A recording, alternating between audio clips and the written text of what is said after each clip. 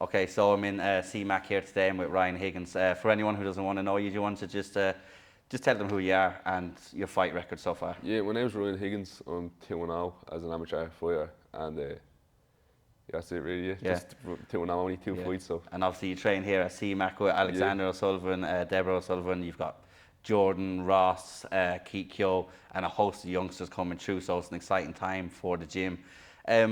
How did your first two fights go? Obviously, I know your first one was a heavyweight, your second one was a light heavyweight. You were finding it hard to get matched. Talk us through your first fight. the first fight was crazy because I was trying to fight a light heavyweight, and I was after COVID, I was 120 kilo, and I was just heavy. And I lost all the weight, got down to 93. I was meant to fight a fella from FAI, and then he pulled out of the fight.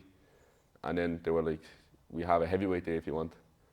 And I was like, oh, "I'm 93 kilo, like," and I said, "Come on, I'll go up to 100." Yeah. I got up to 100 kilo, and I said, "Yes, 20 kilo on me, but I'll be faster." So I took it, and I went in and finished in 20 seconds. I think I landed 40 strikes. I just kept on hitting them. I just landed a 1-2 and just kept on swinging and swinging and swinging, and got to finish. Yeah, once he dropped to his knees, the referee just stopped it.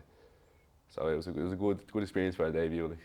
Yeah, no, it was obviously to get it through so quickly and that, and then to finish it in the faction. You're stamping your name on the scene as you come in, and then your second fight, which I was in the crowd for, which I really want you to talk about, was possibly it was my fight at night. There was no grappling.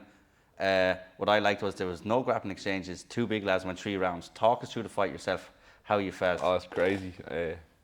Yeah, my opponent was saying leading to the fight that I'm going to be a panic wrestler. So I said to myself, when I'm in here with him, I'm not going to shoot at all. I'm going to let him know I'm not here to be a grappler, I'm here to strike. So as soon as the fight started, he caught me straight away, and he seen me get wobbled a bit. And I was just like, I'm still not going to shoot. I'm still not shooting. I'm still going to want to show him. And I put that DS style pressure on, just kept on throwing a volume, and got him tired. And then by the end of the fight, he was sitting down in the middle of the cage, wrecked. And I was still standing up fresh, ready to go again. So it was some experience. Like, you hit hard now, you hit like a truck, but I just hit him more. So that's how I got the win. Yeah, no, because I seen you both after the fight, and you were both pretty scuffed up. Actually, like the part in that fight was that, I think you posted to say where you're like walking across the cage saying like, what? Like, yeah. What? I put my hands out, yeah. It was, that was my Diaz moment. I got into the sport because of Nate Diaz. I seen him beat Conor McGregor, and he has a similar build to me. He's tall and long, and he doesn't look like a typical fighter. You're a typical fighter and looks like big and muscly and all. And I was like, if this fella can do it, I can do it too. And that's how I started off in MMA. It was because of Nate Diaz, and I still think his brother Nick, he's my favourite fighter ever. Like, but them two inspired me to be where I am now. That's actually quite refreshing to hear, because when you talk to most people in Ireland, it's because of Conor, and you've picked someone who's beat Conor. Yeah. But then again, his personality is so intoxicating. Let's say is because you just view him as someone that's just like anyone else, like a regular guy, you know, the sort of way. And the same with Conor, but more so with Nate, it's because he just doesn't give a fuck, really. That's it, because he doesn't care. That's it. And like Nick Diaz is the same. You see them sticking their middle fingers up when they have people in triangle chokes. That's the energy I want to bring to the fight. And then see me at the end of the fight, I was pointing at the cage. Yeah. That was the same. It was just like, that's my inner Diaz coming out.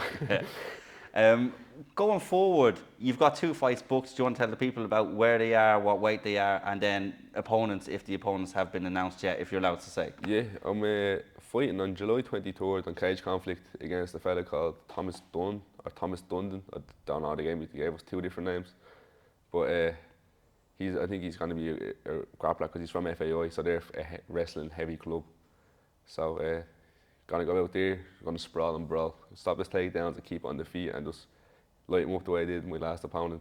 Just keep that pressure, throwing punches and bunches, and work the body more this time, because I just headhunted a bit too much in that last fight.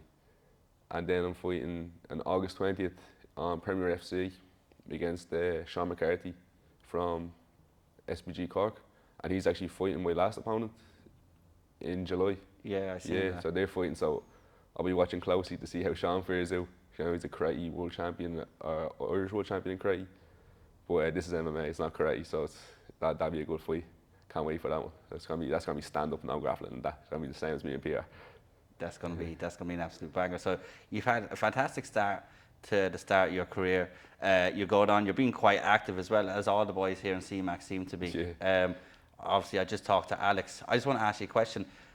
Alexander O'Sullivan, what does he mean to you as a coach? He's more than a coach. He's like a brother, a big brother to me, even though we're the same age. He's like our master splinter in here. It's like a big family. C-Mac is like all the other clubs are very big, so it's hard to have like that family feeling.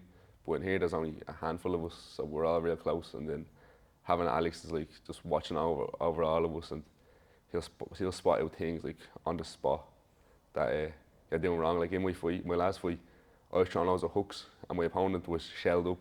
And when someone's shelled up, you want to throw straight shots. And Alex just said to me in between rounds, straight shots only from now on. And I just kept on throwing straight shots. Didn't throw a single hook after that. And then I actually started landing a lot more than on my opponent. So he's a brilliant coach. The same with his mum, Deborah. Deborah's like all the fighters' second mums. She's like a mammy to us all up here. And she's a brilliant kickboxer too. So she teaches us some kicks. Like you seen the question mark kick I threw back at Peter. It wasn't as good as his one though. He landed a nice one on me. But I still landed my own one back, and that was all there from Debbie.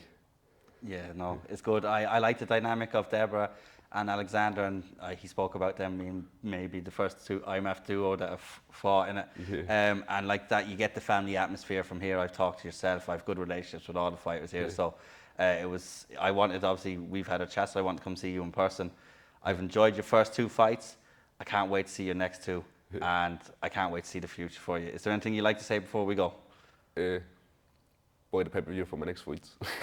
We'll actually stick that in the link or in the description to this interview, and we'll also stick it on the story. You'll be able to find that out, Ryan. So thank you so much for your time. Thanks very much, pal. And good to see you. Thank you.